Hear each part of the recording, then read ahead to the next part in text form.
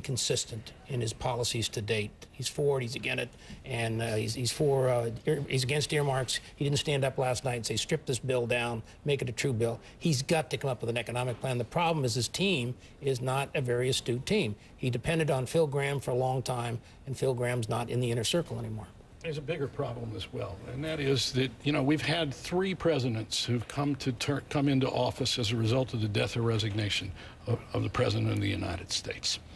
And in the thought that Palin would succeed John McCain in this situation is very much a part of the whole equation. It's not just about the Republican base. It's about an election, and it's about electing a ticket.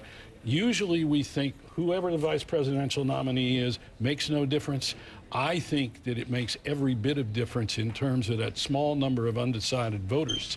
And we're seeing that in some of the polls. And tonight did not get the Republicans over that hump. I thought it was interesting when both were asked about how their administration would differ from the top their tickets administration if, God forbid, something happened to the president.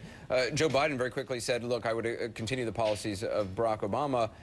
Sarah Palin seemed to kind of indicate differences between herself and John McCain. Why? What was that about? Not to keep banging the same drum, but earlier in the Katie Couric interview, which aired the last piece of it, I guess, that I saw tonight, Katie asked Governor Palin, who's your favorite vice president? And first she said, well, Geraldine Ferraro was a good candidate. And Katie came back and said, no, who served as vice president?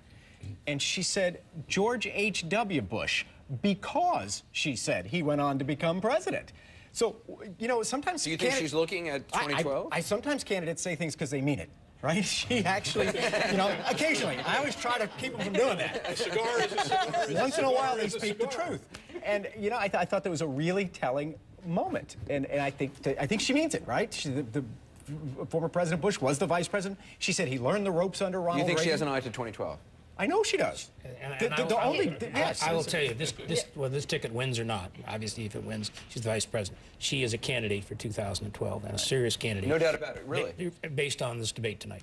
Based on tonight, you think prior to this, she didn't have a chance of it, and now she does? That means 8 more years of cultural warfare. Or 4. Or 4. No, it's very true. And just going back to that point about common sense, I mean, people have the same type of criticism about Ronald Reagan. There is a sense of this, that she has a very real sense. Common sense means I understand gas prices are high, that we need to reform Washington. It means pragmatic solutions and getting something done. It's a populist term, but... I'm sorry to interrupt, but here's the problem with that. She said, tonight in the debate, she said, I'm going to be I'm a Joe Sixpack kind of person, right? She described it as Joe Sixpack. Well, that's not a change from the current president who's, George W. 12-pack. He's just not, this is not the time to run saying, I'm just the guy you want to have a beer with. We've had that for the last 8 years. He doesn't drink anymore. Thank goodness he doesn't. We're happy about that. But his whole appeal, when he had appeal, was, I'm just kind of the everyman.